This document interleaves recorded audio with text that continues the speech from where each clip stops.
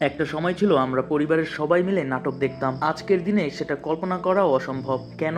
কারণ আমাদের কৌতুক নাটকগুলোতে এখন কৌতুকের চেয়ে অশ্লীলতা বেশি থাকে। আজকের আলোচনায় থাকছে উড়ে যায় বকপক্ষী ও ব্যাচেলর পয়েন্ট, এই দুইটি কমেডি নাটক নিয়ে, যেখানে একটার মধ্যে আছে শালীনতা এবং অন্যটায় অস্বস্তি।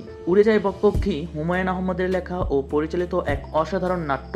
পুষ্প, ওস্তাদ জালাল, দোতারা চাচা, প্রতিটা চরিত্রই যেন জীবন্ত। নাটকটা ছিল গান, হাসি আর গ্রাম বাংলার এক টুকরো নিখাত আনন্দ নিয়ে। সেখানে কোনো ডাবল মিনিং সংলাপ নেই, নেই অশ্লীলতার ইঙ্গিত, তবু আমরা হেসেছি, মুগ্ধ হয়েছি।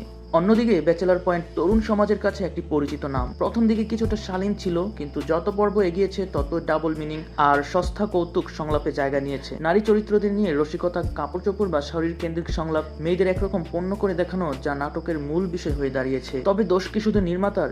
আমাদের অনেকেই এই কন্টেন্ট ভাইরাল করি, রিল বানাই, মজার নামে শেয়ার করি। এর মধ্যে ব্যাচেলর পয়েন্ট সিজন 5 আসতে চললো। চাহিদা আছে বলেই তো এইসব নাটক চলে। অথচ একবার ভেবে দেখুন কত সুন্দর করে হাসানো যায় অশ্লীলতা ছাড়াও, যা হুমায়ুন আহমেদ প্রমাণ করে গিয়েছেন। আমরা যদি চাই তাহলে আমাদের পরিবার, সমাজ, ভবিষ্যৎ একটু সুস্থ বিনোদন পাক, তাহলে আমাদেরই আগে সিদ্ধান্ত নিতে হবে কি দেখব আর কি প্রচার করব। হাসতে চাই কিন্তু সুশীলভাবে। উড়ে যায় বকপক্ষী আমাদের দেখিয়েছে কেমন হতে পারে সৎ আর নির্মল বিনোদন। ব্যাচেলর পয়েন্ট সেটাও হতে পারত সঠিক লাইন বজায় রেখে একটি সুস্থ বিনোদন।